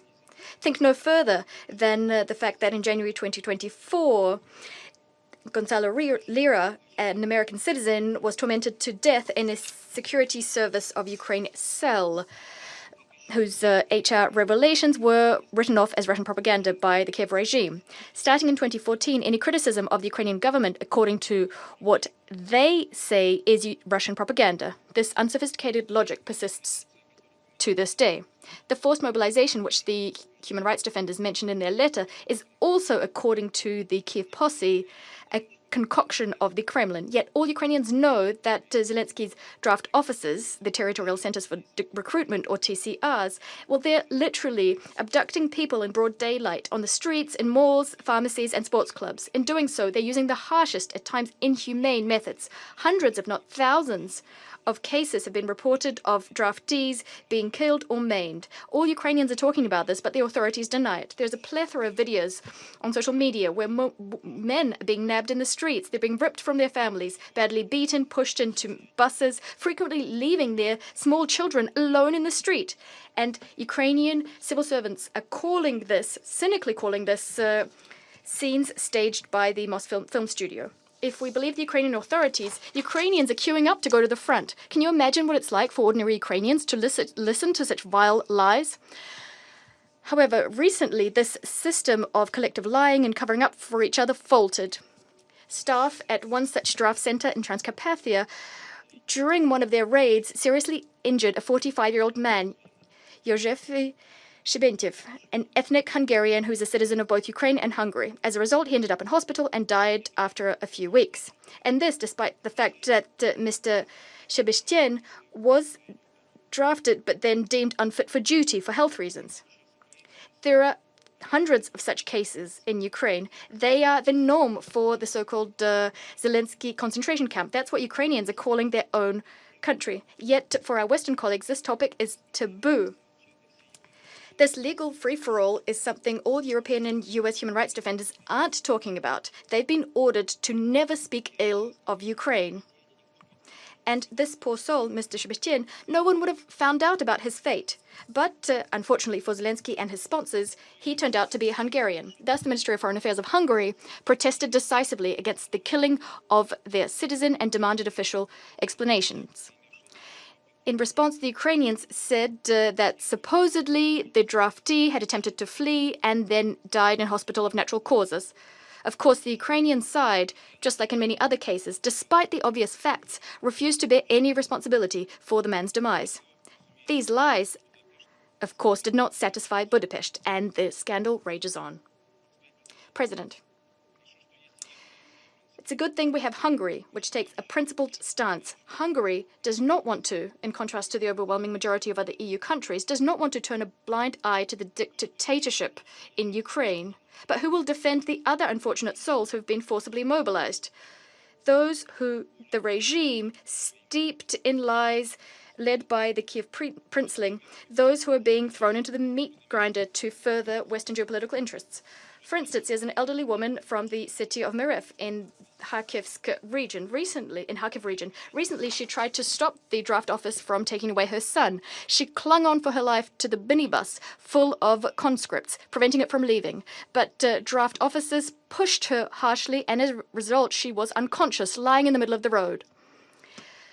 Images of this abuse caused outrage across Ukraine. Try to guess what Zelensky's accomplices said in response. You're right, this was all characterized as Russian propaganda. Ukrainians are now used to the fact that getting justice and punishment for all those violating all legal norms, including the Constitution, is impossible. In those rare cases where criminal cases are initiated against draft office staff because they're abusing authority, the State Bureau of Investigations, which conducts pretrial investigations, in that case, that investigations office does not find any crimes. They say no crime has been committed. What are ordinary people left to do? Those who don't want to go and fight. Increasingly, we're seeing them blocking roads, blocking settlements, and not letting draft officers, who they deem cannibals, to enter their towns and cities. Ukrainians absolutely hate staff of these draft officers who are known as politsai in common parlance, the term used for fascist punishers during the occupation of Ukraine. Hate and despair of Ukrainians has reached such a point that they're publishing and sending to the Russians the military coordinates of draft officers and celebrating when we strike them. This is what the former comedian, a self-styled dictator of all Ukraine, has achieved. President, when preparing for today's meeting, we were expecting that Western cheerleaders of Ukraine will at last say that the persecution of canonical Orthodox Christians in Ukraine has reached such a high point. This, given the fact that on the 2nd of July, the Ukrainian president issued a decree stripping the primate of the Ukrainian Orthodox Church, Metropolitan Onufry, from stripping him of his Ukrainian citizenship on the basis that he supposedly has Russian citizenship, according to the Security Service of Ukraine, using pseudo-evidence. He denies this, but he's also being accused of, and here I quote, maintaining links with the Moscow Patriarchate and knowingly acting against the canonical independence of the Ukrainian Church from the Moscow Patriarchate, representatives of which are openly supporting the Russian aggression against Ukraine, end of quote. And this is happening in a country where the freedom of religion and the separation of church and state are enshrined in the Constitution. The medieval Inquisition could have learned a lot from the Zelensky regime when it comes to persecuting dissent and witch hunts. As for our Western colleagues, they're averting their eyes in shame when we point out that these are the kinds of authorities they've given rise to in Ukraine. And today they said absolutely nothing, not a word about this outrageous situation I just mentioned. Something else our Western colleagues are silent on is another part of this witch hunt, which the Kiev princeling is engaged in of late. Having found out that anti-corruption structures independent from the president have prepared compromising material and criminal cases against Zelensky and his inner circle, he used his pocket parliament to ensure that this body now reports to the Prosecutor General's office, who answers to him, the president. Thus, as we speak, his accomplices are destroying documents exposing corruption in the highest echelons of power, including the Kiev usurper and his team, who've spent billions of dollars in budget funds and Western aid. Now, having gotten their hands on this evidence, the evidence that exposes them, they're now backtracking, supposedly in response to a negative uproar in Ukrainian society and abroad. It's worth noting that the bodies that are being struck, the bodies that are being hit, were initially set up under Western pressure, portrayed as an antidote to corruption. But we didn't hear anything about that today. I cannot but mention the ravaging of the Hill of Glory memorial complex in Lvov. This can only be construed as desecration of the memory of countless victims of fascism who gave their lives fighting against Nazism. Timeless heroic deeds were done by them, by Soviet citizens. To further their short-term interests, the Ukrainian authorities have obscenely exhumed the remains of 355 Soviet warriors, including heroes of the Soviet Union, who fought for the liberation of Lvov from German fascists. Not one of the civilized Western representatives nor the UN Secretariat mustered up the courage to condemn these shameful atrocities committed by Ukrainian neo-atrocities. And this despite the fact that every year in the General Assembly we adopt a resolution on combating the glorification of Nazism, neo-Nazism and other practices that contribute to the fueling of contemporary racism, racial discrimination, xenophobia and related intolerance, emphasizing that it's unacceptable to destroy memorials and monuments commemorating the heroism of those who fought against Nazism in World War II and the illegal exhumation and transfer of their remains. So why did we convene today's meeting if not to discuss these topics I just mentioned? Well, it was convened to artificially maintain the Ukrainian file afloat at the Security Council, especially against the backdrop of the ongoing slaughter and humanitarian catastrophe in Gaza, on which our Western colleagues are much less eloquent. The meeting is also an opportunity to criticize Russia for methodically and consistently destroying military infrastructure and sites related to Ukraine's military capabilities, blowing up warehouses containing Western-supplied ammunition and equipment, striking areas where Ukrainian soldiers, foreign instructors and mercenaries are gathering. In a word, Russia is doing everything it should, given that a war is being waged against it imposed by NATO countries. Does this ritualistic, propaganda-laden paradigm deserve a Security Council being convened? Don't waste your time. Don't waste ours. We destroyed, are destroying, and will continue to destroy the military infrastructure of the Kiev regime as part of our demilitarization of Ukraine, which is one of the objectives of our special military operation. We do not strike civilian objects. These objects are being affected solely due to the activities of the Ukrainian anti-missile defenses stationed in the residential areas of cities in violation of international humanitarian law norms. Ordinary Ukrainians know this full well. They're afraid not of Russian strikes, but of the actions of their own soldiers. They also know that we're not fighting them, we're fighting against the Kiev regime, which has sacrificed its country, together with all Ukrainians, in the name of the West's anti-Russia project. The more you deliver military supplies to Kiev, the more we will strike. It's not our choice. We've been consistently proposing the resolution of the Ukrainian crisis through diplomacy for a long time now. But you won't agree to that. For now, you're ready to continue fighting Russia using Ukraine's hands, and the fact that there are fewer Ukrainians around does not concern you. That's why you're stubbornly trying not to notice the fact that the regime in Kiev, which is completely corrupt, it's trying to save the skins of Zelensky and his posse, putting the future of Ukraine in question. We will discuss this in detail at a separate meeting we've requested for the 31st of July. At that meeting, we suggest focusing on actions which undermine the search for a diplomatic solution to the Ukrainian conflict, including attempts to thwart direct Russo-Ukrainian talks in Istanbul. I thank you. I thank the representative of the Russian Federation for this statement. I shall now make a statement in my capacity as the representative of Pakistan.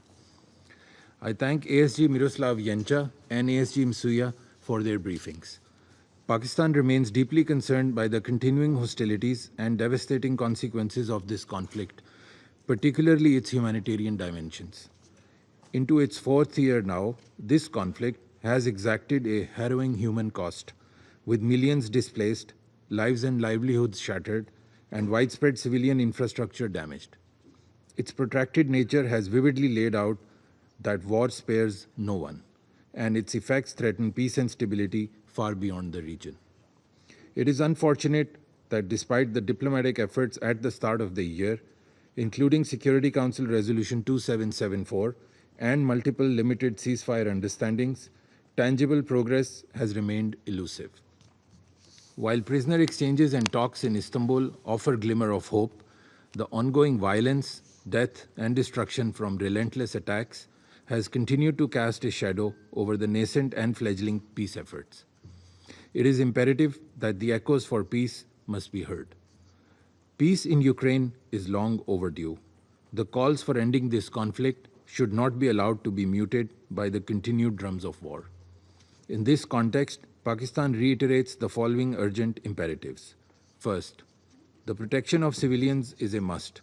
The international humanitarian law is clear, and it is vital that it must be upheld unconditionally. targeting of civilians and civilian infrastructure under any pretext cannot be justified. Second, military solution and continued escalation is akin to pursuing a dead end. Continued attacks and the recent surge in these attacks has only deepened the suffering of people affected by this conflict. Sustainable peace demands de-escalation, ceasefire, and unwavering commitment to dialogue. Third, peaceful settlement must be our Lord Star. That is our commitment expressed in Resolution 2788 adopted earlier this week. Diplomacy is the only path forward. We welcome the talks between the Russian Federation and Ukraine. These, however, must translate into tangible de-escalation, and steps such as prisoner swaps should catalyze broader political negotiations aimed at ending this conflict. Pakistan has been a consistent advocate for peace. From the very outset, we have called for de-escalation and giving primacy to dialogue and diplomacy. Only a sincere and meaningful dialogue which addresses security concerns of all sides is anchored in the principles of UN Charter and international law and respects the relevant multilateral agreements can help lead to peace that is just and enduring. Pakistan stands ready to support all regional and international efforts that pave the way for a peaceful resolution of the Ukraine conflict. I thank you. I resume my function as President of the Council. The representative of the United States has asked for the floor to make a further statement. I give you the floor, Madam. Thank you. Mr. President, I would like to reply to the assertion that the United States made, and I quote, groundless accusations, and that somehow this was a misuse of the Council.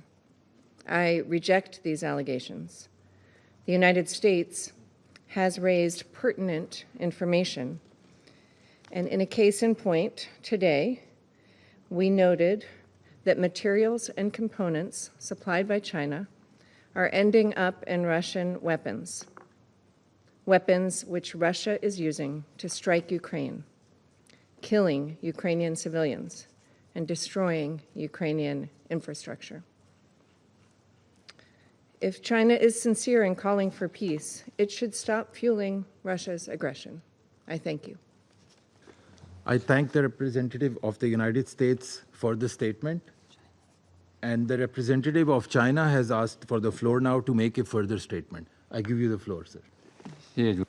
Thank you, President. I'll be very brief. China on the issue of Ukraine our position has been repeated so many times. We are calling for a ceasefire, and we're committed to promoting peace talks. China's efforts have been seen by all. For the U.S., I would like to say that there are so many hotspot conflicts and complex international situations. The international community needs cooperation and solidarity instead of diversion and confrontation. Thank you. I thank the representative of China for those further remarks. I now give the floor to the representative of Ukraine. Thank you, Mr. President. I wish to express Ukraine's sincere appreciation to the Presidency of Pakistan for convening today's meeting. We are also grateful to ASG Miroslav Jenca and ASG Joyce Msuya for their insightful briefings. Tragically, since the last meeting of the Security Council in June, the security situation in Ukraine has not improved. On the contrary, the Russian Federation has intensified its campaign of terror through relentless drone and missile strikes, deliberately targeting civilians across our country.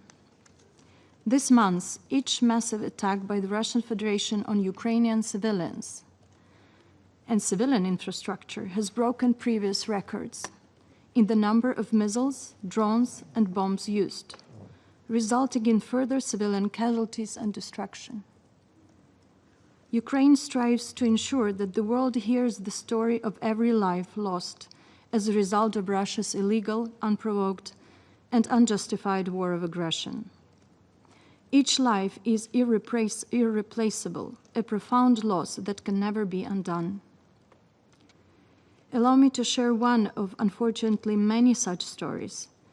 This month, in the village of Pravdane in Kherson region, a Russian drone strike claimed the life of Dmytro, a boy just 1 year and 1 month old, as he stayed in his great-grandmother's home. The Russian military's use of FPV drones to kill people, children, has become increasingly widespread, a tactic that epitomizes the cruelty of this war of aggression.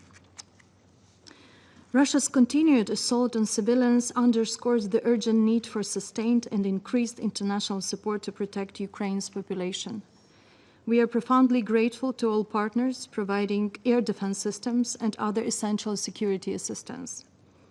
We urge the continued and expanded supply of these vital capabilities, because for millions of Ukrainians, these systems are the difference between life and death.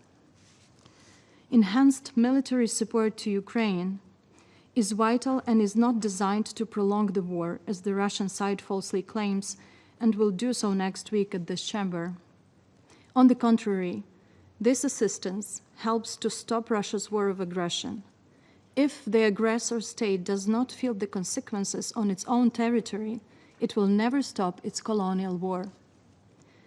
Mr. President, while the Security Council meets every month and discusses the Russian Federation's war of aggression against Ukraine, Russia gradually continues its efforts to legitimize the temporary occupation of Ukrainian territories through the systematic militarization, indoctrination, and assimilation of Ukrainian children and youth. Under the guise of educational and so-called patriotic programs, Russia enforces a policy of Russification, implements its nationalist agenda, integrates local youth into its military structures, and cultivates loyalty to the Kremlin's regime, all while attempting to erase Ukrainian identity. A key component of this policy is the involvement of children and adolescents in paramilitary organizations. Through state-run movements such as Yun Armia, Young Army, and the Movement of the First, the Russian Federation is building a mobilization reserve to sustain its war of aggression not only against Ukraine, but also against what it labels the collective West and other perceived adversaries. These actions constitute clear violations of Russia's obligations as the occupying power under international humanitarian law, as well as international human rights law, including the Universal Declaration of Human Rights, the International Covenant on Economic, Social, and Cultural Rights, and the Convention on the Rights of the Child. Russia is exploiting education and leisure, spaces meant for development and growth, to indoctrinate and militarize children whose worldviews are still forming. They are being turned into tools of war propaganda within a system disturbingly reminiscent of North Korea. We call on the international community to confront these egregious violations and to hold the Russian Federation accountable for its systematic attempts to normalize war of aggression, temporary occupation of the territory of Ukraine, and the instrumentalization of children in its war efforts. Mr. President, the Russian Federation continues to pursue criminal policies aimed at forcibly altering the demographic composition of Ukraine's temporarily occupied territories.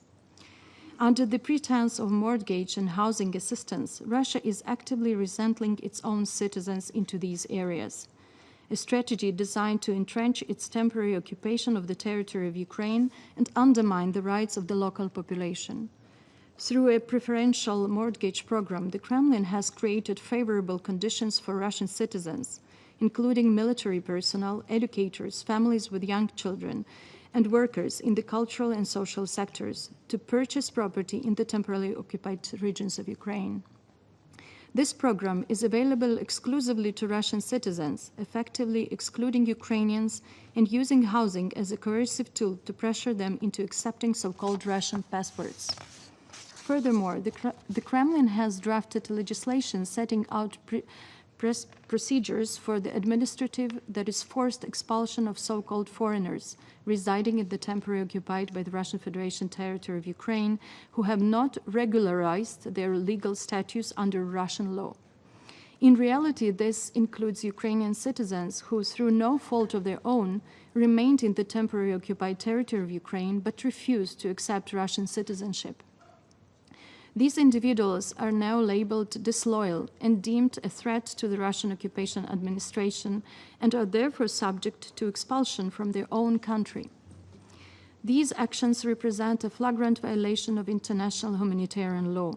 There must be no normalization of aggression through normalization of relations with the aggressor state, the Russian Federation, for as long as it continues to pursue imperialistic ambitions. And you have just witnessed how maniacal Russia is about Ukraine. Nor can there be normalization of Russia's perception as an influential power. Influence cannot be divorced from responsibility. As the renowned Ukrainian philosopher Grigory Skovoroda wrote back in the 18th century, I quote, "It is commendable not to be liked by bad people," end of quote.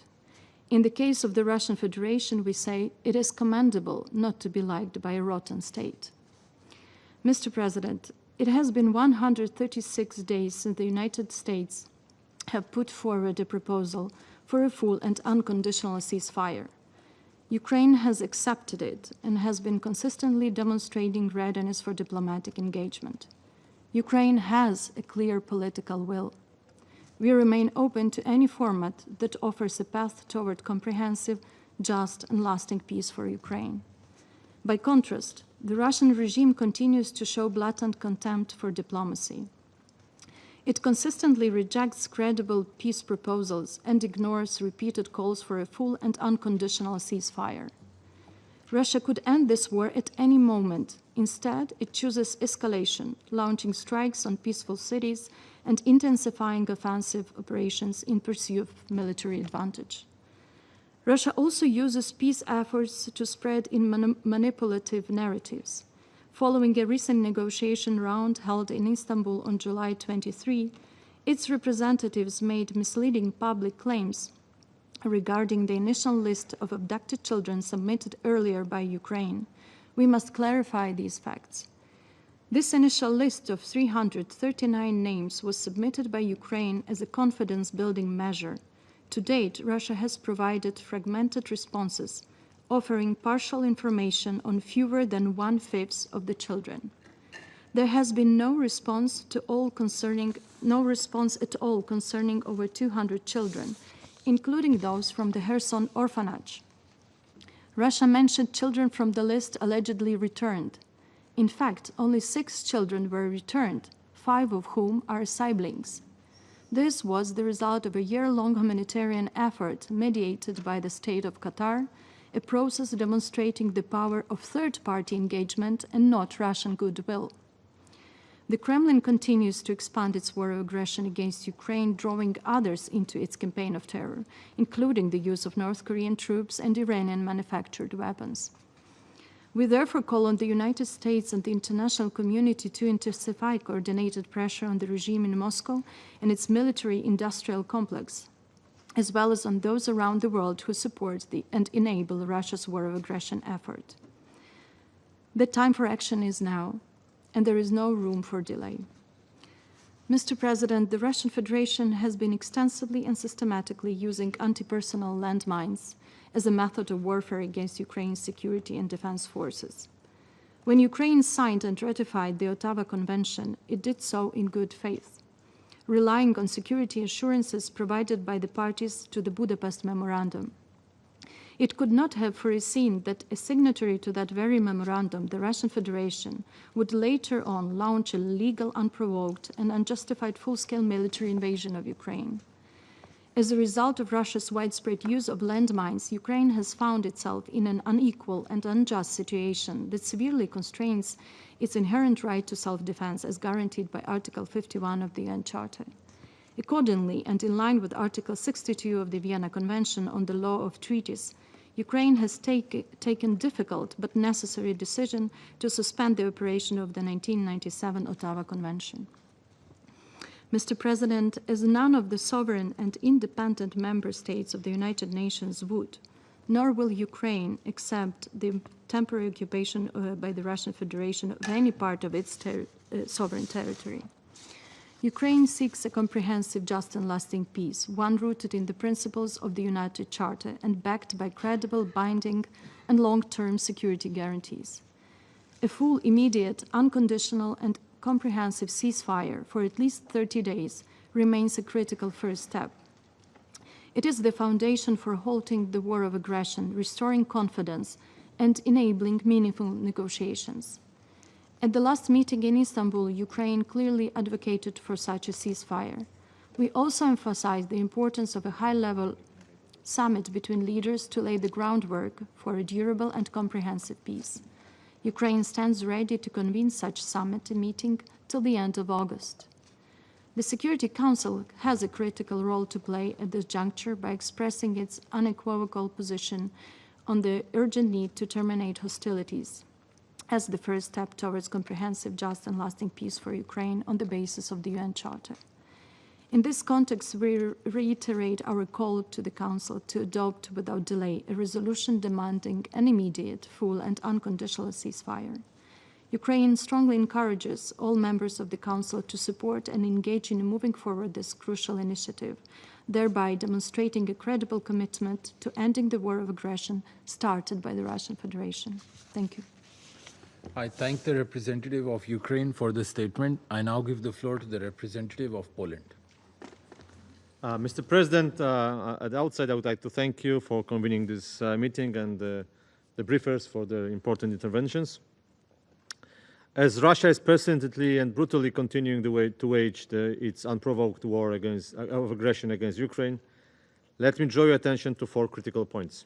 First, recently we have witnessed a significant intensification of Russia's military campaign. Growing pressure along the front line is being reported, accompanied by the intense air raids across the country. The latest renewed long-range aviation activity by Russia close near to the Polish-Ukrainian border has prompted Poland to scramble our fighter jets several times to secure our airspace. I would like to draw this Council attention to this escalation. More than 24,000 drones has been launched against Ukraine's cities since the start of this year. In the first half of 2025, Russia killed and injured almost 7,000 Ukrainian civilians, over 50% more compared to the same period last year.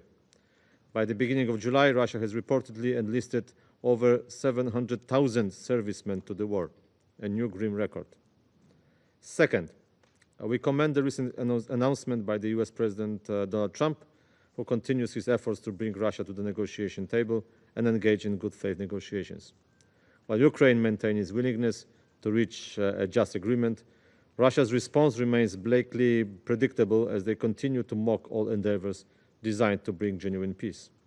Russian officials repeated Moscow's maximalist demands that have underpinned Russia's neo-colonial war from the day one, and which are built on the feverish dream to rule Ukraine and erase its independent identity. In Istanbul, once again, we learned that Kremlin is not interested in peace.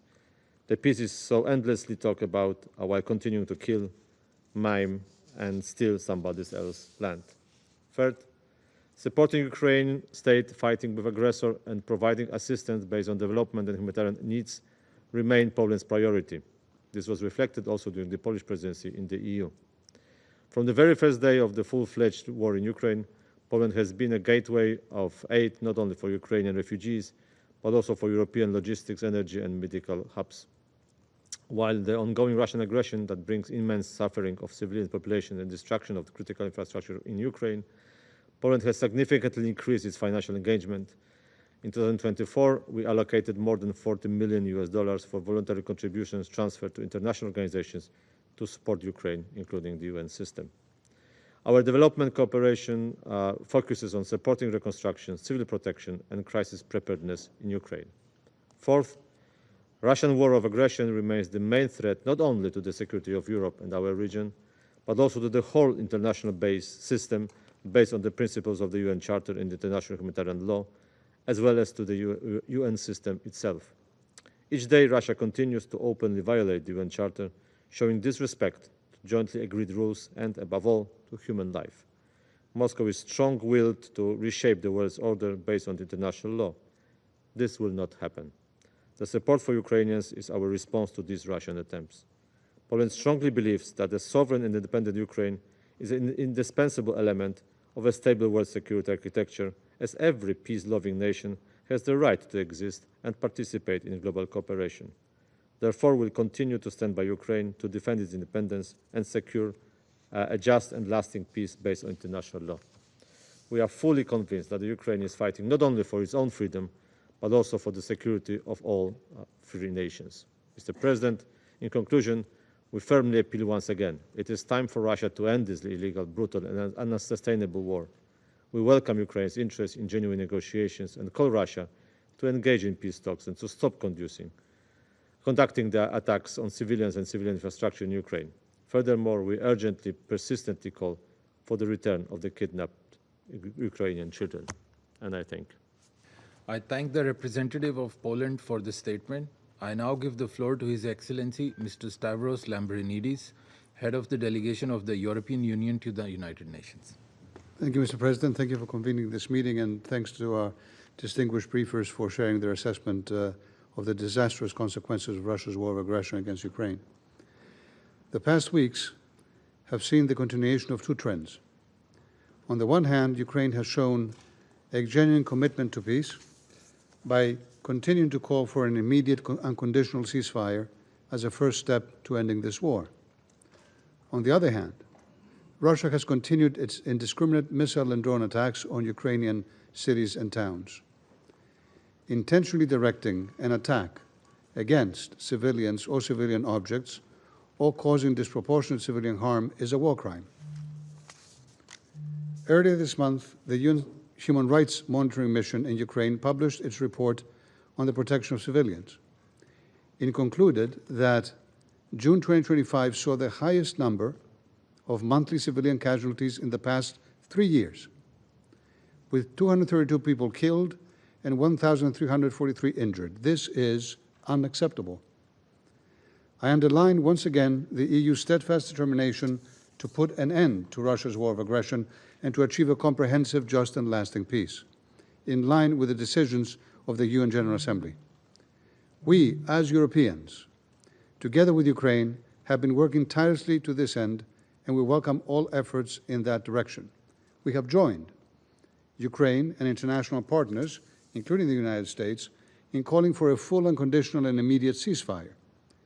These pause in hostilities could serve as a vital step toward reducing civilian suffering and allow for further exchanges of prisoners of war and for the return of forcibly displaced Ukrainian children. Russia could end its war now. It could accept a full and unconditional ceasefire, as Ukraine has. We call on the Council to exert maximum pressure for a ceasefire.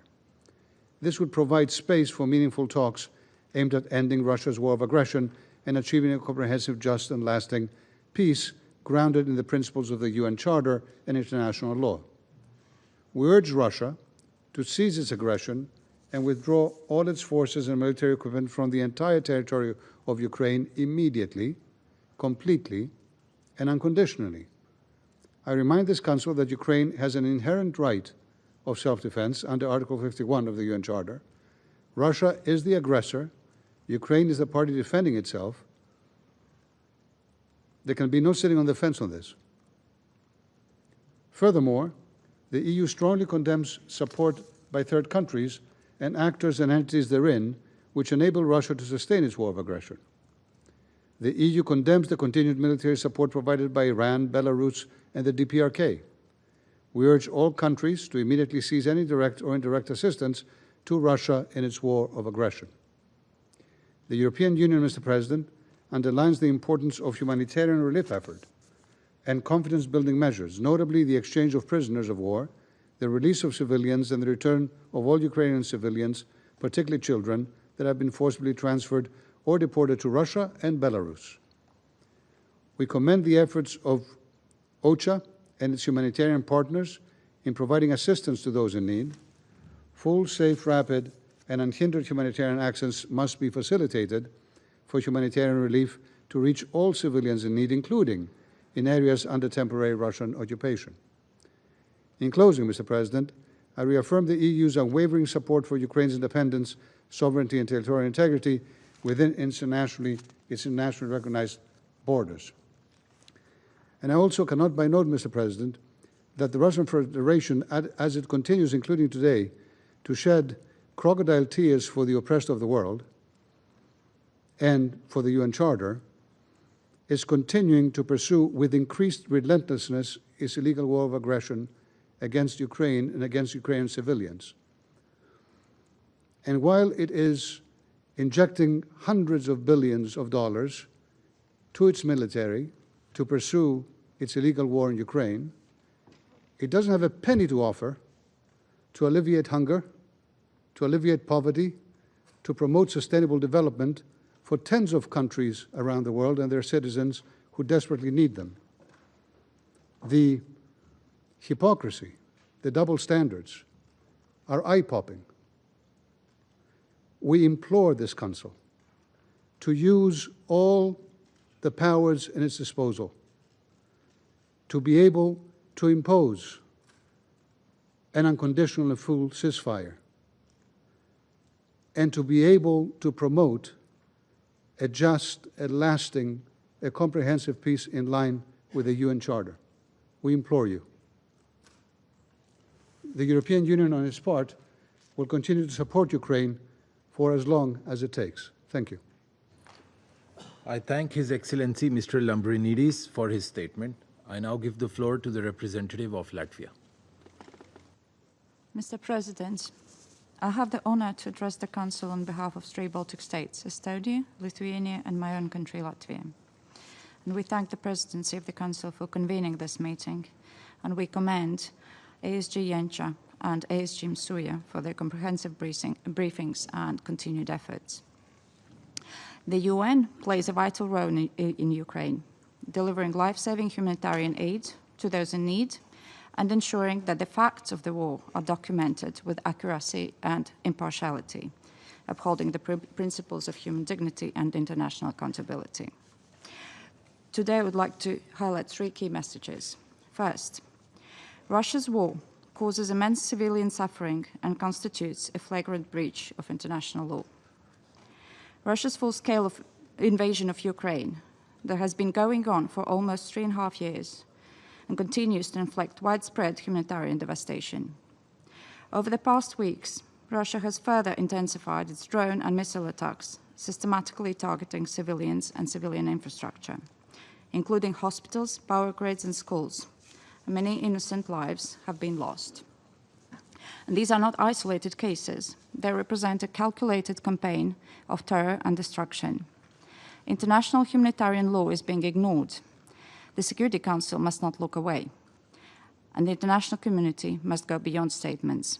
We must act decisively to safeguard civilians and bring perpetrators to justice. Baltic states commend Ukraine's humanitarian coordination and resilience under this barrage of fire. We also welcome the results of the Fourth Ukraine Recovery Conference that took place in Rome on 10 and 11 July 2025. It showed mobilized further international support and investment for Ukraine's reconstruction, reform, and modernization. Second, the path to peace must begin with Russia ceasing its war. We note the Ukraine-Russia meeting held on Wednesday in Istanbul upon the initiative of President Zelensky. Russia's usual pattern of response, yet again another record-scale indiscriminate attacks on Ukrainian cities, reveals its true intentions: escalation, not peace. No one wants an end to this war and civilian suffering more than the Ukrainians. Hence, we call on for the international support to a full, unconditional ceasefire, to which Ukraine has already committed, as the first step towards real negotiations. And so far, Russia has been utterly insincere in its offers of a ceasefire, showing that it fears peace more than war. It is up to Russia now to demonstrate genuine readiness to engage to end the war. Finally, a just peace in Ukraine must be based on the UN Charter and international law. Russia's illegal war against Ukraine is a frontal assault on the principles of the UN Charter. Russia's attempt to invoke root causes buys into the false historical narrative and tries to justify Russia's imperial ambitions and idea of multipolar instead of multilateral world. And the Baltic states reaffirm our full support to Ukraine's independence, sovereignty, and territorial integrity within its internationally recognized borders. And we will never recognize Ukraine's occupation, neither de jure nor de facto. Mr. President, Russia's war of aggression against Ukraine is not a regional issue. Its consequences extend far beyond. And we have a collective responsibility to uphold the UN Charter and ensure respect for international law. And I thank you. I thank the representative of Latvia for the statement. There are no more names inscribed on the list of speakers. The meeting is adjourned.